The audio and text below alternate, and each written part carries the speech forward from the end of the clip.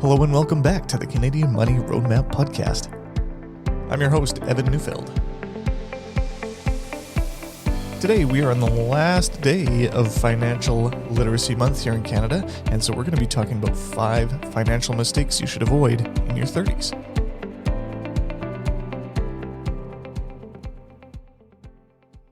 Okay, thanks so much for joining today. It's just me on the podcast for this last one of the month, but we're going to be talking today about 7 financial mistakes to avoid in your 30s. Now, before I lose a bunch of my audience here, if you're in your 20s or 40s, 50s, 60s, and beyond, these are generally financial mistakes you should be avoiding too. I just happen to be in my 30s myself, and some of these things are a little bit more relevant for someone that is maybe not a complete beginner to the world of finance, but also someone that's not dealing with things like retirement income. So yes, I put it in the title, maybe it's clickbait, but these are things to avoid in your 30s, but also things to avoid in general. So let's get right into it with number 1. And the first one that I would say is a mistake to avoid in your 30s is not understanding your debt and not having a plan to pay it off. So when you're in your 30s, it is very common to have a combination of things like student loans, a mortgage, credit card, car loans, lines of credit, things like that. And each one of them will have a different interest rate, different payment structure, and then obviously then a different value for paying each one off. So make sure you have a good handle on the different interest rates that you're paying and the different payments that you're required to make for each of those. However, if you're looking for a strategy for paying off your debt, 2 strategies I'll point you towards here. The first one would be the debt avalanche and the debt snowball. Here we're getting into winter. So both of these strategies, they're not mine, I didn't make them up, but they both involve focusing extra money on one debt at a time. Assuming you want to pay off your debts faster than the bare minimum, having a little bit of extra money go towards debt is generally a good idea. And so where should you prioritize? So the debt avalanche is when you pay off the debts with the highest interest rates first. And so this is the thing to focus on for paying the least amount of interest over the course of your life. So by paying more towards your highest interest rate debt first, you'll knock that one off and your debt will get cheaper as they continue down the list. The thing to keep in mind is that this concept involves you paying the same amount to total debt repayment at all times. So even once you've paid off the first debt, take the amount that you were paying on that one, say it was $200, then take that $200 and apply it to the next one. So you're doing your minimum plus now another $200 and so on and so on and so on. Okay, that way you will always be paying the same amount, but by the end, when you just have the final debts left, you'll be able to knock it off pretty quickly. Now, the debt snowball kind of looks at the other way and doesn't look at how you can save the most interest, but it looks at how do you get the most psychological benefit from paying off debt. So when you have a variety of different debts, some small, some large, it can just be a real burden on you mentally to have all of these things to worry about every month. And so what the debt snowball says is like, okay, take the smallest debt first and do the same thing. So pay it off first, and whatever you're paying on that one, lump it into the next one. And then your payments get larger and larger on an individual debt, but in total, it remains the same. And so you're able to tackle them much quicker. So just like the snowball rolling down the hill, your payments get larger and larger because you have fewer debts to pay. Hopefully that made sense here. But there's, of course, pros and cons to each strategy, so consider what will work best for you and your unique situation. So that's number 1, not understanding your debt and not having a plan for paying it off. There's 2 ideas for paying off your debt. Number 2, this is a critical thing for anyone at any age, but in your 30s, it becomes much more relevant, of course. But number 2, not taking advantage of your RRSP matching at work. So this is one of the best ways to grow your investment portfolio, and I'm always shocked to see people not taking full advantage of this option at work. Full disclosure, in a former life, I also didn't take full advantage of this because I didn't understand how it worked. But for people who have a workplace retirement plan, it generally involves matching, which means before you get your paycheck, some of your money goes to the RSP and your employer chips in some as well. Many times it's a percentage, so let's say it's 2%. So you get paid $1,000. 2% of $1,000 is $20. So you put in $20. Say your employer matches another 2%. So that means that they put in $20. So you get paid $1,000 and 40 goes into an RSP. I'm not saying that that's exactly the percentage that you have. Many employers have significantly higher matching than that. But the thing to keep in mind is that when they put in that money, that is a massive benefit to you. I'd call it 100% return on your investment. I want to be careful about that, of course, because it's not actually investment returns. But if you put in some money and you get some additional money, take the free money, okay? This is one of the best ways to build your retirement savings. Great thing about RSP matching is that you receive the asset, which is generally an investment in mutual funds or ETFs, usually with an insurance company or something like that. But you get the asset without a tax bill because your employer can deposit it into your RRSP pre-tax. And if this is the case, you won't receive a tax refund for the contribution like you might if you were to do an RSP contribution on your own, but you don't get the refund because you didn't pay tax on it in the first place. In my mind, this is the purest, most perfect version of using an RSP because you get the free money from your employer. You don't pay tax on it today. You pay tax on it when you take it out in retirement. You don't need to wait for a refund from CRA, and you don't need the discipline to invest that refund again. If you haven't listened to my RSP podcast in the past, you'll know that I think RSPs are often more complicated than it's worth. However, if you have an RSP matching plan at work, that is the no-brainer of the year. You have to take advantage of that. So not taking advantage of the company match is a huge mistake that you want to avoid. Yes, especially in your 30s, largely because your income is finally at the place where it really makes sense and you're probably in a career that might have an RSP matching plan. Okay, mistake number 3, not contributing to your TFSA. This is the hill that I'm going to die on. The TFSA is another vehicle for growing your investment portfolio, but it has different rules than the RSP, of course. I have a number of episodes about TFSAs. I'll probably do some more. Might do another one before year end here. But for those of you in your 30s, this is particularly important because you have enough time on your side plus enough contribution room over your lifetime that using a TFSA could very well be the primary account you use for retirement savings. And if you think about that, you could have a tax-free retirement. There's a lot of other benefits that come along with that because any withdrawals from your TFSA never hit your tax return. Some other income-tested benefits that you could have in later years could show up for you as well there. I'll be vague intentionally there for now, but prioritizing a TFSA now is critical. So for those of you who are new to the podcast, I advocate for the TFSA to be thought of as a TFRA or tax-free retirement account because no, you don't have to just save cash in a tax-free savings account. You can invest in it. And so by a tax-free retirement account, I just mean that you should use it for long-term investing, not for short-term savings with regular withdrawals going in and out, saving for the next car, the next vacation, things like that.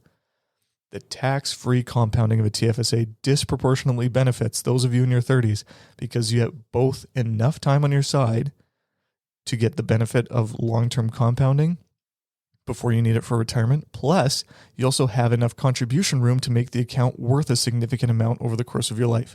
So if you're listening to this right now or in 2022, if you were born in 1991, you have the full maximum contribution room that anyone older than you also has. So you have the most time and most contribution room available to you. So if you're in your 30s and you are looking at increasing your financial well-being over the course of your life, please consider using a TFSA. The TFSA is a financial miracle. Other countries have it slightly better than us here in Canada, but here the TFSA is about as good as it gets. I'll stop myself there before I get too excited. Number 4, mistake to avoid, not having an emergency fund. This one's a little boring perhaps, but boy, we're theoretically going into a economic recession here. The biggest impact of a recession is a loss of job. Boy, if you lose your job, car breaks down, kids get sick, dog needs an operation, whatever, emergencies happen all the time. So I would say start by building up your emergency fund to $1,000. Do whatever you can to save your $1,000. Keep it in a savings account. Don't buy a GIC. The money's locked in. Don't worry about getting a rate of return on the money. You do not care about rate of return on your emergency fund. You want access, quick access to it as soon as you need it. Because when an emergency happens, emergencies usually don't wait for you to come up with a cash. Okay, so you need to have it ready. I recommend just putting it in a savings account. Not a tax-free savings account, just a regular old boring savings account at your bank.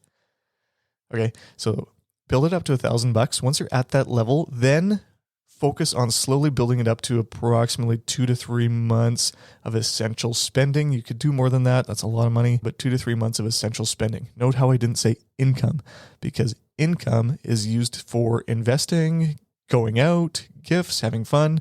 Those are not emergencies that you need to cover with an emergency fund. You need to cover your mortgage, your rent, your utilities, groceries, things like that. But those are the critical ones. Okay. So 2 to 3 months of essential spending, depending on your financial situation. Sometimes some people could use a line of credit for emergency fund, but I hesitate to even mention that because it kind of becomes a compounding issue. Like in the example where you have a life emergency and then you use a line of credit to cover off any expenses associated with it. Well, now you have had a impactful life emergency plus growing debt with interest. And right now, with interest rates as high as they are, lines of credit really aren't cheap anymore. And so having cash on hand is going to be valuable for you. So make sure you have an emergency fund. Not a really fun one to think about here. It's not really getting ahead, but it's playing defense a little bit with your money. Number 5, keeping up with the Joneses. So what that means is seeing your friends and family and people on social media and whatnot and trying to emulate what you see with your own life. So it's a mistake I see with people in their 30s all the time. Just because your friends and family members are doing something doesn't mean you have to do it too. Just because they're buying a house doesn't mean that you need to buy a house. Just because they're taking an expensive trip doesn't mean that you have to take an expensive trip. Clothes, cars, technology, vacations, dinners out, expensive kids' clothes even. I'm learning that now with two kids at home. Boy, kids' clothes are expensive and there's fancy things that you can buy for that. Parent gadgets, things like that. I'm guilty of some of these myself, to be honest. But it's a never-ending battle that just creates more waste, fills your house with stuff you don't need, it empties the bank account, and it creates a host of negative mindsets. Things that you'll never have enough, right? It's just constantly thinking, look at someone else. Boy, that would be nice to have, right? You'll never have enough. Your stuff's never good enough. You're not healthy enough, whatever. This is likely the hardest for the 30-something group because you're in a really unique stage of life. Speaking to myself here too, but we're in a unique stage of life where career is becoming more solidified. So your income is higher than it's ever been. So now you have the capacity and need to make more money decisions. What do people do when they need to make a money decision? Well, they look around and see what other people are doing, right? So if you look around and you see that people are buying things that you want or things that are more expensive than you want, you might try to find a way to make it work, and it's not always ideal. So comparison in general is just something that you want to avoid. Even things like with your income. So think of like a surgeon, again, someone who's in their 30s. This is someone who's been in school for probably, let's just call it 15 years. They have nothing but debt and stress. Those are the only things they have. But while you might have been graduated from university years ago, and you might be on a second career already, you got married, bought a house, whatever. Now, the surgeon's income, now that they're finally working, is now way higher than yours, but they have tons of debt, so they're kind of almost starting from scratch. However, their income is immediately higher than yours, but their income upside has already been capped. But it doesn't matter that they hit their income earning potential immediately because that starting income is so high. Anyways, I'm just kind of talking about the extremes here because there's a reason why we call it personal finance, right? Because your situation is way different than anybody else's that you know. So what you want to focus on instead of comparing yourself to anyone else's situation, even if you think it's similar, you never really know what's going on with somebody, but instead of comparing, focus on learning good behaviors and focusing on the things that matter to you and your situation. It's way more valuable than comparing yourself to others. Speaking of focusing on the wrong things, number 6, focusing on the wrong things. So this one is more related to your investments than anything else.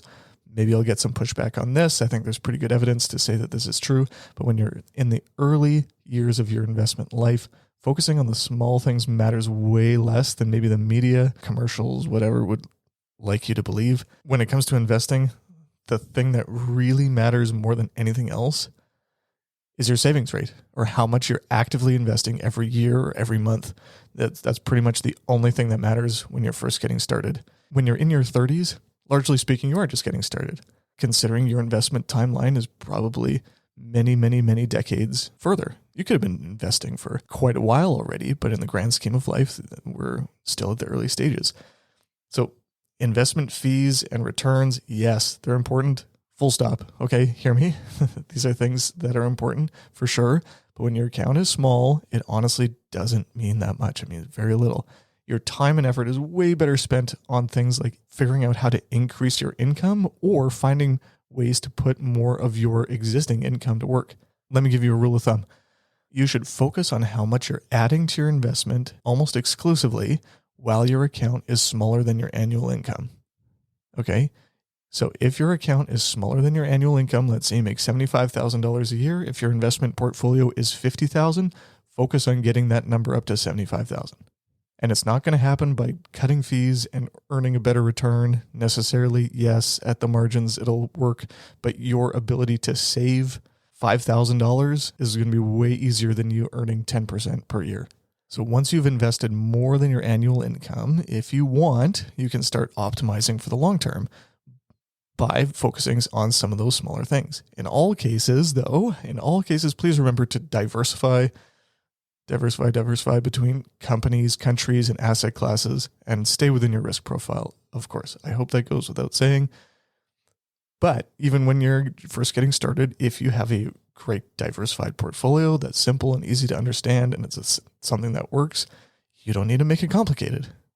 You can, if you want. There's always ways to make things more complicated. But generally speaking, focusing more on your effort on your savings rate is going to be critical for you.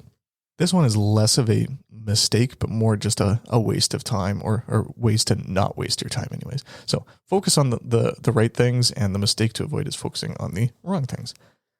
Last one here that I'm going to talk about is not having the right types of insurance. So insurance allows you to have protection over low likelihood, high impact events. Things like home insurance and auto insurance, you have to have those to own a house and to put a car on the road, but I'm talking more so about things that you can own on yourself. The first one that I'm going to talk about is disability insurance. Disability insurance covers you if you are unable to work. It is specifically related to your employment income. Life insurance is the second one, and life insurance should be called death insurance. Marketing isn't nearly as good there, but life insurance provides a benefit if you were to die. These are the two big ones that I would recommend that you focus on. There's a variety of other insurances that you could get. These are the two ones that I would make sure that you have in place. The nice thing is that if you have a benefits package through your workplace, chances are you are already paying for LTD or long-term disability insurance.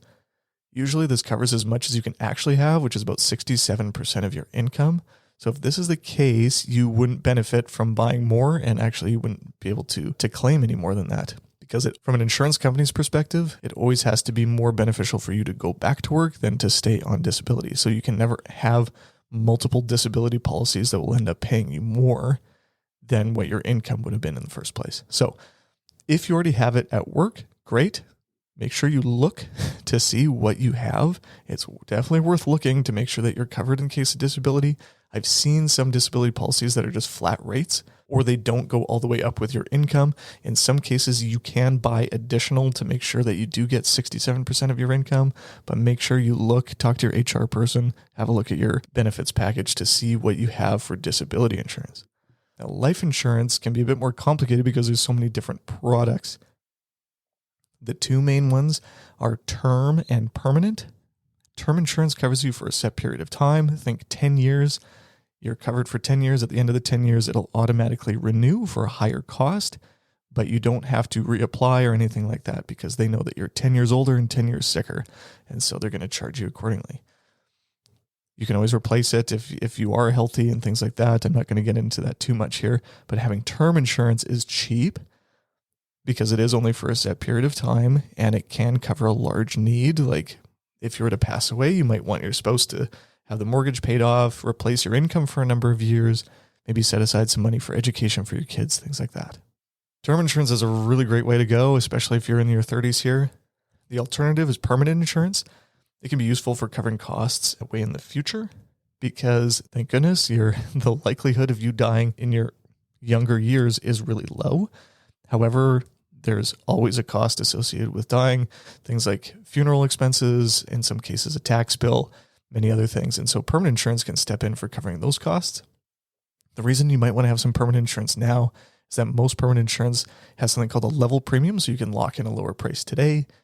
However, most people don't actually need much permanent insurance, in my opinion.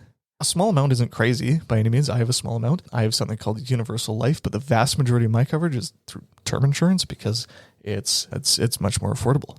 There's a product called Whole Life that's often sold as secrets of the rich, things like that, taking out loans against insurance policies, all this complicated stuff. For the vast majority of you listening here, that's not really something that makes a lot of sense and is usually more expense than it's worth. So I wouldn't recommend that. I can feel comfortable recommending things en masse here on the podcast. But an unexpected death or your inability to earn an income is absolutely devastating for your family and their quality of life. No one wants to pay for insurance, don't get me wrong, but ignoring it is a critical mistake that you want to avoid. So making sure you have enough disability insurance and enough at least term insurance to cover off your debt and income replacement, that would be pretty critical. Okay, I'm sure there are many, many other financial mistakes that you want to avoid in your 30s and beyond, but let me just summarize these again here. And so the 7 ones that I talked about were not understanding your debt and not having a plan for paying it off. Number 2, not taking advantage of your RSP matching at work. 3, not contributing to your TFSA. 4, not having an emergency fund. 5, comparison and keeping up with the Joneses, spending money for the sake of looking better for your friends and things like that. 6, focusing on the small things instead of your savings rate. Focus on your savings rate as much as possible. And 7, not having the right types of insurance. Make sure you have enough disability coverage and life insurance to make sure that you and your family are taken care of in case the worst should happen. If this was interesting to you, thanks so much for sticking around to the end of the podcast.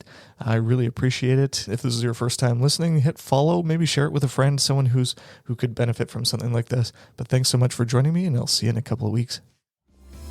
Thanks for listening to this episode of the Canadian Money Roadmap Podcast. Any rates of return or investments discussed are historical or hypothetical and are intended to be used for educational purposes only. You should always consult with your financial, legal, and tax advisors before making changes to your financial plan. Evan Neufeld is a certified financial planner and registered investment fund advisor. Mutual funds and ETFs are provided by Sterling Mutuals, Inc.